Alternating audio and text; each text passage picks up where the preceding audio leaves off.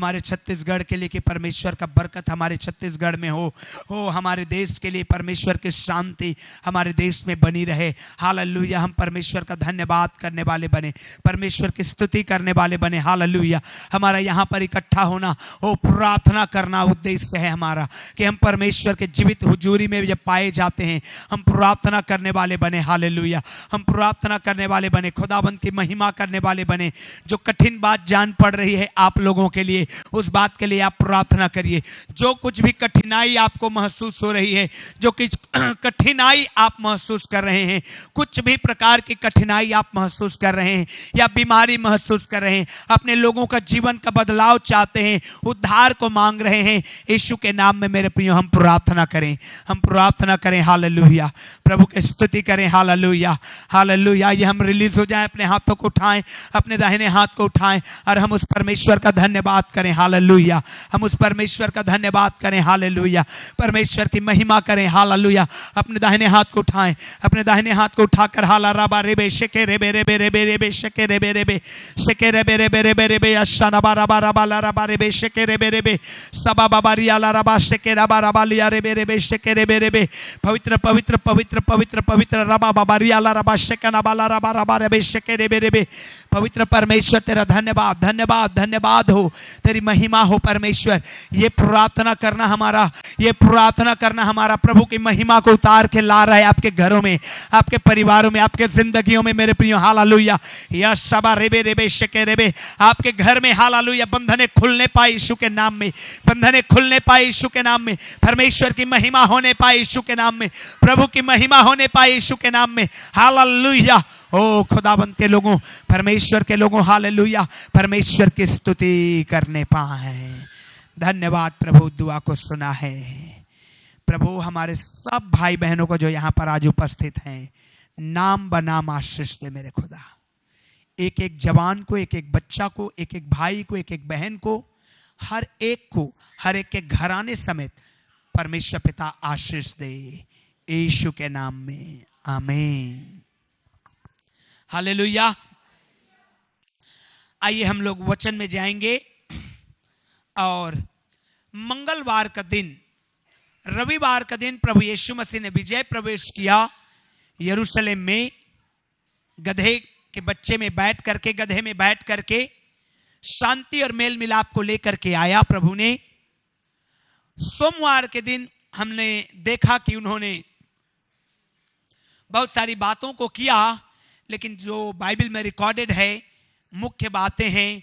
सुबह के समय में बैतनिय्याह से यरूशलेम की ओर आ रहे थे अपने चेलों के साथ, और उन्होंने अंजीर के वृक्ष को देखा कि इसमें फल मिले, क्योंकि उनको भूख लगी थी और उसमें फल नहीं मिला। तो हमने सीखा, हम जानते हैं कि वो बाइबल में लिखा है कि वो अंजीर के फलने का समय नहीं था, फिर भी यीशु ने उसको श्रापित कर दिया। प्रभु यीशु मसीह ने कभी किसी को श्राप नहीं दिया था। प्रभु ने यीशु मसीह ने उसके चेहरे पर थूकने वाले को भी वो बुरा भला नहीं कहा था, उसके हाथ पांव में कीले ठोकने वाले को भी उसने कभी वो कुछ नहीं बोला था। लेकिन मेरे प्रियो, प्रभु यीशु मसीह का क्रोध उस पेड़ के ऊपर क्यों भड़का? उसका कारण यह था, अगर मनुष्य फलदायी नहीं होता तो परमेश्वर का क्रोध भड़कता है। एक्चुअली फलदायी होना हमको जरूरी है। आमीन। हालेलुया। हमको फलवंत डाली बनना जरूरी है। हालेलुया। और अगर हम फलदायी नहीं होते तो ये हमारे लिए मुश्किल की बात है। आगे हम लोगों ने देखा कि प्रभु यीशु मसीह ने मंदिर की सफाई की। वहां पर लोग सर्राफों के पटरे उलट दिए, कबूतर बेचने वालों को कबूतर को रिलीज कर दिए, क्योंकि उन्होंने परमेश्वर के मंदिर को क्या बना लिए थे? लेन देन करने का जगह बना लिए थे। परमेश्वर का वचन हमको बताता है हमारी देह पवित्र आत्मा का मंदिर है, और इसमें परमेश्वर को छोड़ करके अगर कोई और अदर बात हो रही है तो मेरे प्रियो, मुझे और आपको सफाई की जरूरत है। परमेश्वर हमको साफ करने पाए। हालेलुया। मंगलवार के दिन प्रभु यीशु मसीह ने बहुत सारी बात बताया। आइए निकालेंगे मत्ती रचित सुसमाचार और उसका 21 अध्याय, और यहां पर 33 वचन, 22 अध्याय, 23 अध्याय, लगभग 26 अध्याय तक प्रभु यीशु मसीह ने मंगलवार के दिन उन्होंने शिक्षाएं देते रहे। उन्होंने लगभग मत्ती 26 अध्याय और उसका 6 से 13 वचन तक उनकी शिक्षाओं को हम पाते हैं जो मंगलवार के दिन उन्होंने दिया। तो आइए हम मुख्य उनकी शिक्षाओं में हम लोग जाएंगे। जब आप पढ़ेंगे बाइबल को तो यहां पर 2 दृष्टांत लिखा हुआ है और पहला दृष्टांत है किसानों का। प्रभु ने कहा एक किसान ने दाख की बारी लगाई, उसके चारों तरफ घेरा लगाया, सब कुछ कर दिया और अब वो दूर देश को चला गया। और जब बारी आई फसल को वसूल करने का तो उसने अपने वर्कर्स को भेजा, लेकिन उन किसानों ने जो ठेका में लिए थे उन भाइयों को जो मालिक की ओर से आया था उनको मार पीट करके भगा दिया। तो उस दाख के बारी के मालिक ने कुछ ज्यादा और लोगों को भेजा और ज्यादा संख्या में भेजा, लेकिन उन किसानों ने उनको भी मारा पीटा और भगा दिया। आखिर में उस मालिक ने दाख के बगीचे के मालिक ने अपने बेटे को भेजा। सोचा कि ये लोग मेरे बेटे का आदर करेंगे और मेरा जो हिस्सा है ठेकेदारों से जो ठेका में लिए हैं किसान लोग उससे वसूल के देंगे। लेकिन उन किसानों ने क्या सोचा, ये तो वारिस है, अगर इसको मार देंगे तो ये तो हमारा हो जाएगा। और उन्होंने उस मालिक के एकलौते बेटे को भी उन्होंने नहीं छोड़ा वरन मार दिया, उसको मार दिया। यीशु ने सवाल किया, अब जो दाख के बारी का मालिक है वो जब आएगा तो क्या करेगा उन किसानों से? तो लोगों ने जवाब दिया, उनको बुरे से नष्ट कर डालेगा, दुष्टों को मार डालेगा प्रभु। हालेलुया। फिर उसके बाद आगे दृष्टांत है विवाह भोज का दृष्टांत। एक राजा ने विवाह का भोज रखा और जो इनवाइटेड थे वो लोग कोई नहीं आए, तो राजा ने कहा जाओ चौक चौराहों में जाओ और जो जो मिलता है उनको पकड़ पकड़ के ले आओ कि मेरे घर में जो खाना बन गया है वो वेस्ट ना हो। अब बहुत सारे लोग आ गए, उनका पूरा घर भर गया खचाखच खाने वालों की भीड़ से। लेकिन उन सब में एक ऐसा व्यक्ति बैठा था जो विवाह भोज के वस्त्र को नहीं पहना था, विवाह के भोज के वस्त्र को नहीं पहना था। तो राजा ने कहा, हे मेरे दोस्त, हे मेरे मित्र, तू सब आया तो सही है, लेकिन ये विवाह भोज का वस्त्र को क्यों नहीं पहना है?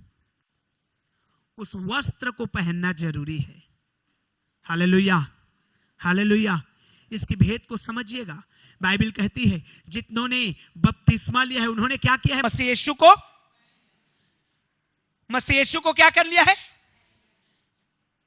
और ये दृष्टांत क्या कहता है कि उस राजा के भोज में जितने गए थे वो सब के सब विवाह के वस्त्र पहने हुए थे, लेकिन ये व्यक्ति, अकेला व्यक्ति उस वस्त्र के बगैर उस भोज में गया था। तो राजा ने कहा ये नहीं चलेगा, ये क्या होगा? नहीं चलेगा। और राजा क्रोधित हुआ और उसको कहा इसको अंधेरे में डाल दो जहां रोना और दांत का पीसना होगा। समझिए इस बात को, हमें मसीह यीशु को पहनना जरूरी है। हमें मसीह को, अच्छा है, अच्छी बात है आप चर्च में आते हैं, आप दुख भोग सप्ताह के पूरे सप्ताह में रहते हैं, बहुत अच्छी बात है। आप आराधना में है, प्रार्थना में है, अन्य भाषा का वरदान भी मिला है, ये बहुत अच्छी बात है। मगर मेरे प्रियो, मुझे और आपको इस वस्त्र को पहनना जरूरी है। हालेलुया। बाइबल इस बात को कहती है जो विश्वास करे और बपतिस्मा ले उसका क्या होगा? अब आप बोलेंगे वो डाकू ने क्यों नहीं लिया? हालेलुया। वो डाकू जो यीशु मसीह के साथ क्रूस पे चढ़ाया गया था उसने क्यों नहीं लिया? फिर भी यीशु ने उसको कह दिया तू आज ही मेरे साथ कहां होगा? हाँ, आपका ये सवाल हो सकता है, लेकिन मेरे प्रियो आपको मैं समझाना चाहता हूं, ना तो आप वो डाकू हैं और नहीं आप क्रूस पे चढ़े हुए हैं यीशु के साथ में। हालेलुया। आपके पास समय है कि नहीं है? आप क्रूस में नहीं चढ़ाए गए हैं। उसने तो उसी दशा में क्रूस में लटके हुए अचानक से प्रभु की दया ऐसी हो गई, उसकी आंखें खुल गई और वो देख पाया, अरे मेरे बगल में जो लटका है क्रूस में वो तो मसीहा है जो जगत के पाप को उठा के ले जाने वाला है। तो उसने तुरंत उस मौके का फायदा उठाया और कहा, हे परमेश्वर, जब तू अपने राज्य में आए तो मेरी सुधि लेना। हालेलुया। उस दशा में उपवास किया। आगे दूसरे कदम में मृत्यु है, पीछे हटने का जगह ही नहीं है, क्रूस में लटका हुआ है, अब कुछ ही क्षण में उसको मरना है। उस दशा में उसने यीशु को पहन लिया। हालेलुया। मैं और आप मेरे प्रियो, हम लोग बहुत बेहतरीन दशा में हैं। Praise the Lord. हमको कोई क्रूस में नहीं चढ़ा रहा है, नहीं हम हमारे आगे जस्ट मृत्यु रखा हुआ है ना। हम देख नहीं पा रहे हैं, हो सकता है मृत्यु सामने है लेकिन हम नहीं देख पा रहे हैं। जैसे डाकू देख पा रहा था, डाकू के जिंदगी में वो देख रहा था अपनी मौत को, क्योंकि ऑलरेडी क्रूस में टंगा था। हालेलुया। तो मेरे प्रियो, इस विवाह भोज के दृष्टांत को जब आप पढ़ेंगे, बाइबल में लिखा हुआ है यशायाह की किताब में, परमेश्वर स्वर्ग के राज्य में एक बड़ा भोज करेगा और वहां यही ड्रेस का महत्व होगा। यही ड्रेस का क्या होगा? महत्व होगा। मुझे और आपको किसी भी कीमत में मसीह यीशु को पहन लेना बहुत जरूरी है। मुझे और आपको किसी कीमत में मसीह यीशु को पहन लेना जरूरी है। आगे जब हम पढ़ते हैं तो प्रभु यीशु मसीह ने कहा, प्रभु यीशु मसीह को परखा गया, उन्होंने कुछ सिक्के को लेकर के आया और उन्होंने कुछ सदुकी फरीसी लोग आए और कहने लगे, क्या कैसर को कर देना चाहिए या नहीं देना चाहिए? यीशु मसीह ने कहा, ठीक है, जिस सिक्के से तुम कर देते हो उस सिक्के को मुझे बताओ। और उन्होंने, अभी तो नोट का जमाना आ गया, उन्होंने एक सिक्का निकाला। हालेलुया। उन्होंने क्या निकाला और यीशु के हाथों में दिया। तो यीशु ने कहा, जो कैसर का है वो कैसर को दो और जो परमेश्वर का है उसे। कैसर का छाप लगा है उसको कैसर को देना है, लेकिन जो परमेश्वर का छाप लगा है उसको परमेश्वर को देना है। देखिए, स्टेप को समझिए, सीक्वेंस को समझिए। बपतिस्मा लेना है, विश्वास करना है, बपतिस्मा लेना है, अब प्रभु के राज्य में निरंतर चलना है। जो परमेश्वर का बिलोंग करता है उसको परमेश्वर को देना है, जो कैसर का, इस संसार का बिलोंग करता है, इस संसार को देना है। हालेलुया। मुझे और आपको इस जीवन में ये आशीष को लेना है, क्योंकि जब आप इस बात को समझते हैं कि जो परमेश्वर का हिस्सा है मुझे परमेश्वर को देना है, तो आप बहुतायत में बढ़ते हैं। Hallelujah, hallelujah. जब आप समझते हैं कि मेरी कमाई का जो भाग है उससे मुझे परमेश्वर के भाग को परमेश्वर को देना है और कैसर के भाग को कैसर को देना है, तो मैं आपको गारंटीड बताता हूं कि परमेश्वर आपको बहुतायत में चलाएगा। सीखना है हमको समझना है, हमको सीखना है परमेश्वर के भाग को देने के लिए, ताकि वचन में बहुत सारी बातें हैं, इस विषय में बहुत सारी बातों को मैं बता सकता हूं, लेकिन मैं आज उन बातों को कम, लेकिन जो बात है मुख्य बात उसमें मैं आना चाहता हूं, और वो है कि आगे जब पढ़ते जाएंगे तो लिखा हुआ है, प्रभु यीशु मसीह एक घर में बैठे हुए थे खाना खाने के लिए। शमौन कोढ़ी का घर था और एक ऐसी स्त्री आई जिसका आदत पहले ठीक नहीं था, जब व्यभिचारिणी स्त्री थी। वो जटामासी का इत्र लेकर के आई और उसने इत्र को उसके पैरों में उंडेला और अपने बालों से उसको पोंछा। और मेरे प्रियो, लोग खिसिया के कहने लगे, ये इत्र को क्यों बर्बाद किया गया, इसको तो बेच करके कंगालों को दे दिया जाना चाहिए था। और दुनिया भर की बातें हुई, लेकिन प्रभु यीशु मसीह ने उस स्त्री को स्वीकार किया। हालेलुया। आज जो मुख्य बात मैं आपको बताना चाहता हूं, किसानों का दृष्टांत, जिन्होंने उस दाख के बारी को ठेका में लिया था, जो योग्य थे अयोग्य समझे गए, जिनको ठेका मिला था वो योग्य नहीं निकले, उनको परमेश्वर दंडित कर रहा है। दंडित किया उनको। विवाह के भोज में जो शामिल था, जो वस्त्र नहीं पहने था, दंडित किया उसको। अयोग्य निकले बहुत सारे लोग, उसमें निमंत्रित थे, अच्छे लोग बुलाए गए थे, शहर के नामी लोगों को निमंत्रण मिला था, लेकिन उनमें से कोई नहीं आया, रिजेक्ट कर दिया राजा ने। लेकिन ऐसे लोगों को परमेश्वर ने स्वीकार कर लिया जो ना जाने कितने पाप और कितने गुनाह और कितने गंदगी में थे, लेकिन वो यीशु मसीह को अपनाने को तैयार थे। हालेलुया। ये चीज को मुझे और आपको आज समझ करके जाना है। ये किसान जो योग्य थे, जो जानते थे दाख की बारी में काम करना, दाखलता कैसे उत्पन्न करना है, खेती कैसे करनी है, टेंडर उसी को मिला था, लेकिन वे लोग अयोग्य निकले। जो अच्छे पोस्ट वाले, अच्छे औहदे वाले राजा के भोज में बुलाए तो गए थे, लेकिन नहीं आए, अयोग्य निकले। लेकिन परमेश्वर ने, यीशु ने उन ऐसे लोगों को स्वीकार कर लिया जो एक समय भले ही पाप में थे, व्यभिचार में थे, गंदे कामों में थे, लेकिन अब वो यीशु को मानने को तैयार हैं। Hallelujah, hallelujah. प्रियो, मेरे और आपके जिंदगी में हम चाहे कितने भी गुनाह और पाप में क्यों ना रहे हो बीते दिनों, यदि आप उसको मान लेते हैं तो परमेश्वर हमको स्वीकार करता है। हालेलुया। हमको स्वीकार कर लेता है परमेश्वर, हमको नकारता नहीं है, क्योंकि वो परमेश्वर है और हमसे प्रेम रखने वाला परमेश्वर है। आमीन, हालेलुया, हालेलुया। और जब हम गुनाह के सागर में रहते हैं, पाप में रहते हैं, और हमारे जिंदगी में सब कुछ बिगड़ता रहता है और हमको आशा नहीं रहती है, ऐसे समय में भी जब मैं और आप यीशु की ओर ताकते हैं तो परमेश्वर हमको स्वीकार करता है।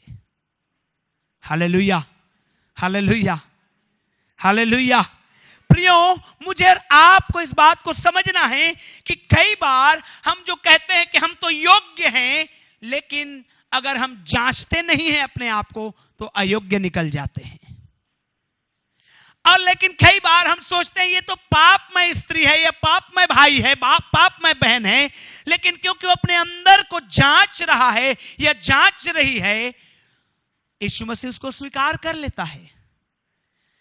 इसीलिए मैं बोलता हूं, हम लोगों, चर्च में विश्वास करने वाले लोगों, न केवल इस चर्च में, सब जगह के चर्च में, आप सरप्राइज हो जाएंगे कि कौन स्वर्ग में उठा लिया गया, और सरप्राइज ये भी हो जाएंगे कि जिसको हम सोचते थे उठाया जाएगा वो रह गया। हालेलुया। हाँ, इसलिए मैं कल भी बता रहा था, आज भी मैं आपको बताना चाहता हूं कि यीशु का दोबारा आगमन बहुत ही निकट है। जो घटनाएं संसार में घटित हो रही है, जो बातें संसार में हो रहा है, वो बिल्कुल इंगित कर रही है कि मसीह का आगमन बहुत ही निकट है। आपको मैं बताना चाहता हूं, इजराइल जैसे देश में एक ऐसा नियम आने वाला है कि अगर कोई यीशु के नाम का प्रचार करेगा तो उसको जेल में डाल दिया जाएगा। ये अभी का है। उस देश में जहां यीशु मसीह का जन्म हुआ है, उस देश में जहां पर यीशु मसीह के नाम को वहां पैदा हुआ, वहां उन्होंने इतना काम किया, पूरी बाइबल उसी के ऊपर कॉन्सेंट्रेटेड है, उत्पत्ति से लेकर के प्रकाशित वाक्य तक। अगर सबसे ज्यादा आप कोई चीज पाएंगे तो वो है इजराइलियों के विषय में।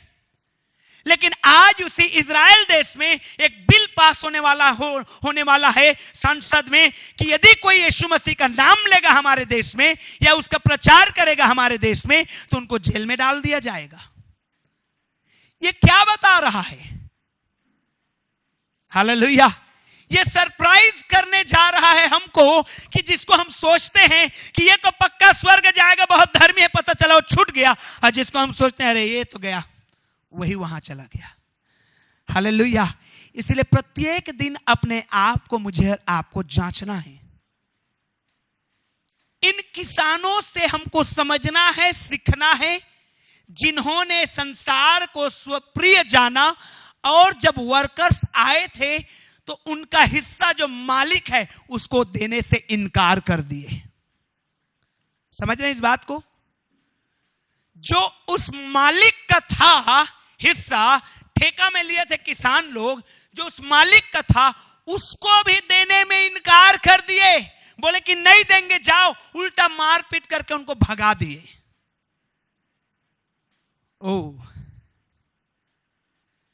उस मालिक ने आखिरकार अपने बेटे को भेजा कि शायद इसको वो लोग आदर करेंगे, लेकिन उसका भी वो लोगों ने आदर नहीं किया। प्रियो, समझिए इस बात को। Hallelujah, hallelujah. उस ड्रेस को पहनना बहुत ही जरूरी है, उसके बगैर मैं और आप चले तो जाएंगे वहां पर न्याय के लिए, लेकिन वहां से खदेड़ भी दिए जाएंगे। इसलिए मौका पवित्र आत्मा ने, परमेश्वर ने हमको दिया है। कई बार हम लोग इंतजार करते हैं, फलाना लेगा ना बपतिस्मा तब मैं लूंगी या लूंगा। नहीं, वो उसका समझे, आपको अपना समझना है। हालेलुया। वो उसका वो समझे, चाहे कोई भी हो।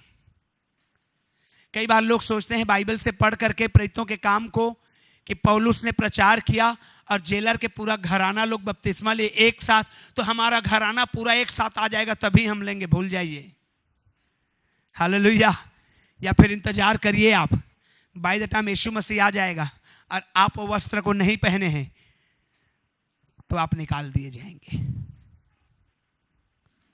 निकाल दिए जाना तो फिर भी पर्याप्त था, लेकिन ऐसे जगह में ढकेल दिया गया जहां अंधेरा है, जहां पर रोना और दांत का पिसना हुआ है। प्रियो, मुझे और आपको इस बात को समझना है कि विवाह के वस्त्र को पहनना जरूरी है। मसीह यीशु को अपने लाइफ में पहनना जरूरी है। और आगे बढ़ते जाएंगे, हमको इन बातों को समझते और सीखते जाना है कि मुझे और आपको इन शिक्षाओं में जो मसीह यीशु ने दिया।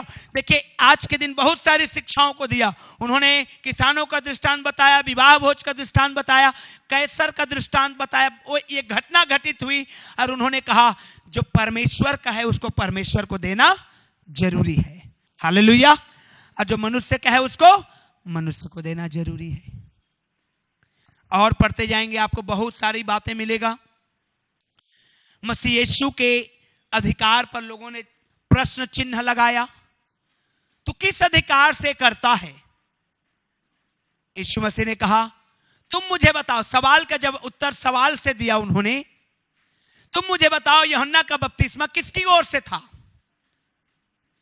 तो फंस गए, कहने लगे अगर हम परमेश्वर की ओर से कहेंगे तो कहेगा फिर तुमने क्यों बपतिस्मा नहीं लिया, और यदि हम कहेंगे मनुष्य की ओर से तो लोग जो परमेश्वर की ओर से मानते हैं वो हमको मार डालेंगे। यीशु मसीह का अधिकार सर्वोच्च अधिकार है, वो परमेश्वर है। हालेलुया। अब परमेश्वर को आप सवाल कैसे करेंगे कि तू कौन होता है मेरे जिंदगी में इंटरफेयर करने वाला? हालेलुया। एक धनवान था जिसको खूब पैदावार हुआ और उसने अपने बाड़ी और बखेरी को बड़ा कर दिया और उसने कहा मेरे पास बहुत सालों के लिए खाने पीने के लिए है, मस्त मौज कर। तो परमेश्वर की आवाज आई और कहा आज ही तेरा प्राण ले लिया जाएगा। तो ये क्या काम का? प्रियो, वो सर्वोच्च अधिकारी है, वो परमेश्वर। उसी से तो सारी ब्लेसिंग्स जुड़ी हुई है। और मैं और आप कैसे बोल सकते हैं कि तू कौन होता है मेरे जिंदगी में इंटरफेयर करने वाला? हालेलुया। परमेश्वर के आगे हमको समर्पित हो जाना है, परमेश्वर के सामने हमको अपने जीवन को दे देना है, परमेश्वर के सम्मुख में हमको अपने आप को समर्पित कर देना है। इसीलिए यीशु मसीह को इन्हीं आज ही के दिन एक और सवाल किया गया और कहा गया तू क्या सोचता है सबसे बड़ी आज्ञा क्या है? और उन्होंने दो चीजों को कहा, तू अपने परमेश्वर से और तू अपने पड़ोसी से क्या रखना? प्रेम रखना। प्रियो, इन बातों को मुझे और आपको समझना है। Hallelujah, hallelujah. और हमको जानना है कि हे परमेश्वर मैं स्वीकारा जाऊं, एक बार फिर से मैं उसी बात को रिपीट करूंगा कि आप दूसरा स्वीकारा जाए या ना जाए उससे आपको मतलब नहीं होना चाहिए, क्योंकि मसीही जीवन जो है वो हर दिन अपने आप को जिंदगी जीने का जीवन है। हर दिन अपने आप को जांचने और परखने का जीवन है। हमको दूसरा क्या कर रहे हैं उससे मतलब नहीं रखने का जीवन है। हमको अपना, मेरा संबंध कैसा है मेरे परमेश्वर के साथ, उसमें हर दिन ध्यान लगाने का जीवन है। Hallelujah, hallelujah. जब आप चर्च में आते हैं, जब आप आराधना में शामिल होते हैं, आप अपने परमेश्वर में मगन होने का जीवन है ये। हालेलुया। कहां पर क्या हो रहा है भूल जाइए, भूल जाइए उसको, परंतु आप और परमेश्वर मगन हो जाइए, क्योंकि यही परमेश्वर चाहता है हमारी जिंदगी से। Praise the Lord, hallelujah.